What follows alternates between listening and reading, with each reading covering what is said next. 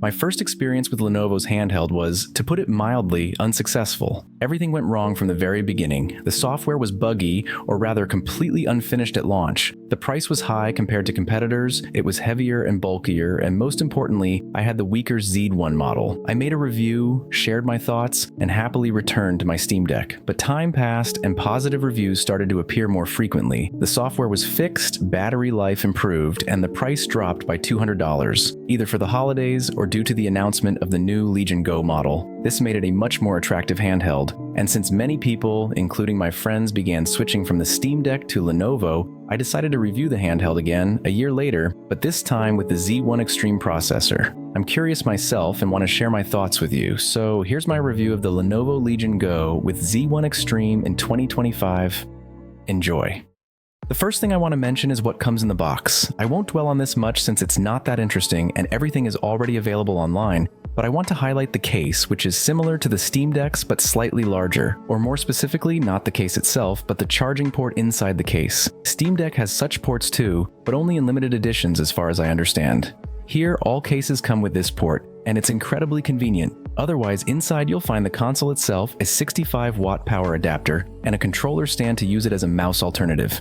It sounds strange, but it's actually quite an interesting idea, and there's a lot of this type of thinking here. Take the screen, for example. It's an IPS display with an 8.8-inch diagonal, which is already quite large, a refresh rate of 144 Hz, which is also a bit much for a handheld, and most importantly, a 2K resolution. As a Steam Deck fan, which only has regular HD, not even full HD, this felt a little over the top to me, and yeah, comparisons with the Steam Deck are inevitable, since I still see that handheld as the gold standard for gaming stations or even consoles.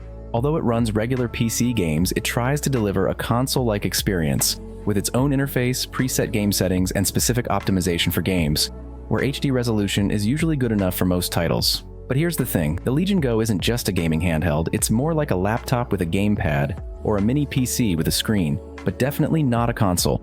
And from that angle, what might be seen as downsides for a gaming device actually turn into strengths for a more universal one. You can comfortably work on it since the resolution is sharp enough to make even the smallest text easy to read. You can edit videos where the 144 Hz refresh rate makes the image smooth and really nice for both previewing and working on the timeline. And that 8.8-inch diagonal, it's a sweet spot, big enough for gaming, working, and even reading while still being portable, but this also leads to some interesting and even kind of weird nuances. Now, back to the detachable controllers. The right one can actually be turned into a mouse using the included stand. It's super easy, you just flip a switch at the bottom, but getting comfortable with this setup takes some time. Your hand tends to feel a bit awkward since your wrist is constantly suspended in the air. Still, when you're out and about and don't want to carry a separate mouse, it's better than nothing. There's also a trackpad, but honestly, it's like the ones on laptops from the late 2000s. If you've used those, you know what I mean. And here's the weird part. You can't control the mouse with the sticks, like on other mini PCs. Why such an obvious feature wasn't included is beyond me, so half the time it's just easier to use the touchscreen instead of struggling to move the cursor with the trackpad. Overall, the design feels well thought out. Thanks to the detachable controllers, the rear buttons, usually placed on the body of other handhelds, are now on the controllers themselves. Plus, the buttons on the right Joy-Con are flipped. At first, this feels a bit awkward, but after some playtime, you get used to it. The side buttons, used as mouse buttons in stand mode, can be accidentally pressed when using the gamepad, but since they're unassigned by default, it's not really an issue. That said, things get a bit trickier when you download custom control settings for games through Steam, but more on that later. Up top, you'll find the volume buttons, power button, card reader, a Type-C port, and the speakers, which, to be honest, are pretty underwhelming. I'm not sure what settings could fix them, but the difference is immediately noticeable when you compare them to other handhelds. So if you want decent sound, headphones are the way to go, and luckily, there's a standard mini jack for that. At the bottom, there's a second Type-C port. This lets you charge the device in any position, or even charge while connecting peripherals, or an external graphics card through the other port. The entire device is made of soft touch plastic, or whatever it's called. It feels great to the touch, but there are a couple of quirks. First, it's a fingerprint magnet, smudges are clearly visible. Second, it's hard to say if the coating will start peeling over time. It's been a year so far, and everything still looks fine, but who knows? I've seen similar plastics, especially on older smartphones, start to wear down, and it's not a good look. But for now, the Legion Go is holding up well. And since they copied Nintendo's detachable Joy-Cons, why not borrow the stand too? It's so convenient that you can't help but wonder, why don't other handhelds have this? It's perfect for propping the device on a table while watching movies, tweaking settings, And with this device, you'll be constantly adjusting settings, or even when working. And honestly, the Steam Deck really needs something like this. It might seem like a small thing, but it seriously improves the user experience. But the design does have two main drawbacks. First, the weight. Sure, it's got solid cooling that actually keeps it from overheating, and the battery isn't exactly small, but at 850 grams, it's not the most comfortable for portable gaming. Your hands start to feel it pretty quickly when you're holding it up for a while. Second, the size, especially with the case, it takes up an entire backpack. And while we're at it, the Joy-Cons could have been a bit more rounded. After a long gaming session, those edges really start to dig into your palms. The good news, Lenovo's paying attention. You can already see the changes in the new Legion Go S, which I'll cover when the Steam OS version drops. Right now, only the Windows version is available, but they've made the shape more rounded and ditched the detachable gamepads. But that's a story for another video, so hit that subscribe button so you don't miss it. Some people also complain about wobble in the detachable controllers, but from my experience and from what I've heard from people I know, I haven't encountered that issue. This has been true both in the first model from a year ago and in the new one now. Sure, maybe the wobble will appear over time, like it did with the Nintendo Switch. Who knows? If you've experienced it, let me know in the comments. But as of now, I haven't noticed any wobble at all, so overall the design is a bit strange and in some ways even experimental. There are solutions that really impress and others that, well, not so much. But despite the quirks, it's still perfectly usable. Regarding specifications, as I mentioned, there are two models, the Z1 and the Z1 Extreme. They also differ in price, with the regular version being about $100 cheaper. However, after the official price reduction, the Extreme version now costs $500 in the official Lenovo store in the US, $100 less than the original price of the regular version. That said, these prices were valid before the new tariffs were imposed on China. As everyone knows, Lenovo is a Chinese company, and who knows how much their handhelds will cost now. Otherwise, the specifications are identical: 16 gigabytes of LPDDR5X memory, up to 1 terabyte of storage, and Radeon RDNA 3 graphics. The only difference is that the Z1 has 4 compute units, while the Z1 Extreme has 12, delivering phenomenal results in games. Everything runs on Windows 11 and has no official Steam OS support. Of course, you can install decent alternatives with a similar design, which many people do. But when the Legion Go S with Steam OS comes out, we can expect a leak of this operating system for the regular Legion Go as well. However, this is a double-edged sword. If you're getting a Legion Go not just for gaming but also for studying or work, Steam OS based on Linux will be less convenient for average users than Windows.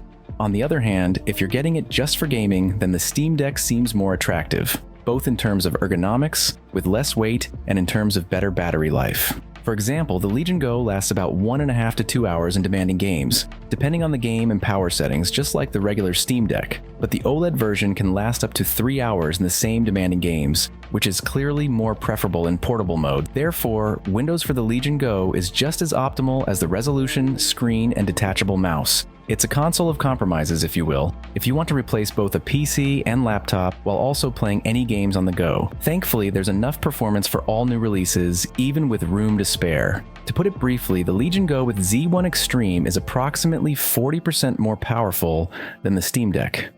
This is reflected in maintaining full HD during gameplay and in higher settings or even frame rates. You could see all this throughout the video from the gameplay footage. But don't forget, you pay for this with less battery life, and for a portable device, especially a gaming one, this is important. And since we've touched on the downsides, let's go through them. First, they still haven't fixed the charging issue. When in sleep mode or when the handheld is turned off, it charges quite quickly, about 90% in an hour. But during use, if you connect it to a charger, it only charges a couple of percent in an hour. This causes difficulties if you're playing on a monitor or TV and then want to take it for portable play. It won't even charge properly. Of course, you can disable this in the BIOS and the console will always charge. But I only learned about this when I started searching forums for a solution to this problem. Why not make it this way out of the box? It's unclear. Perhaps there are reasons, such as preventing the handheld from overheating or something, but then, why don't other manufacturers have this problem? Second is the fan noise. I mentioned earlier that the cooling system works well and temperatures don't exceed peak values, but this is achieved with noticeable fan noise. You can get rid of it by wearing headphones, which also solves the second problem with poor sound, but the downside still remains. Also worth noting is that it has a vertical screen, which immediately creates problems with some games, such as when RDR2 launches in a window or in an inverted position. Fortunately, this can be fixed. There are many solutions online, but compared to the Steam Deck, which has a horizontal screen and doesn't have such problems at all, it's a bit disappointing. especially since the Legion Go was initially more expensive than the deck. And finally, the software. The internal utility or shell, Legion Space, generally looks good. You can change resolution, power consumption, and more, but for some reason it works for me only about half the time. Plus, for each game, you need to download a gamepad layout or spend time configuring it yourself because, for some reason, it doesn't work everywhere right after installation. This also applies to graphics settings in each game. Or maybe I'm just spoiled by the Steam Deck where such problems don't exist, especially in games with a green check mark. Whether this is good or bad, I'll leave to you to decide. I'll just remind you that everyone loves regular consoles for their simplicity. When you don't need to configure anything, just download, launch, and play. And I haven't even touched on driver updates and the fact that Windows wasn't designed for gaming, which manifests in such seemingly basic functions as sleep mode. On the Steam Deck, if necessary, you can put the handheld to sleep without quitting the game, then return later and continue from the same moment. On the Legion, this likely won't work, and the game will simply crash with an error. So in conclusion, the Legion Go has clearly improved but still isn't free from compromises. Essentially, for the sake of versatility, Lenovo sacrificed some comfort.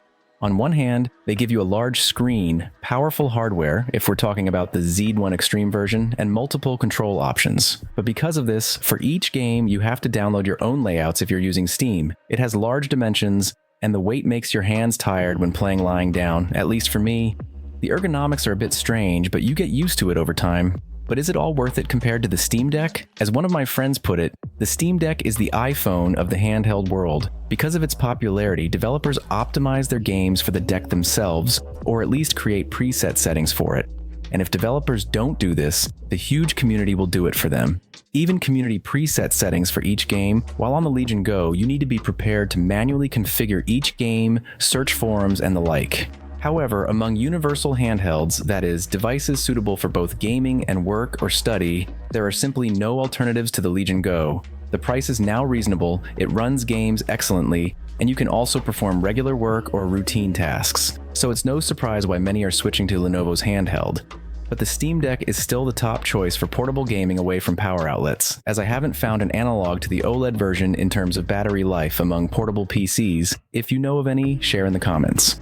However, comparing these devices initially is somewhat foolish. The Steam Deck is specifically a gaming device where everything is optimized for games, and if you just want to play, the deck remains the best choice, especially the OLED version.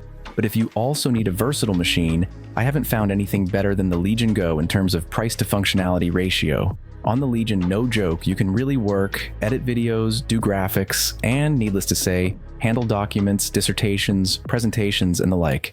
It's like comparing a car and a go-kart. Both have engines, but the tasks they're suited for are completely different. And if you know what you need a specific device for, each will be ideal,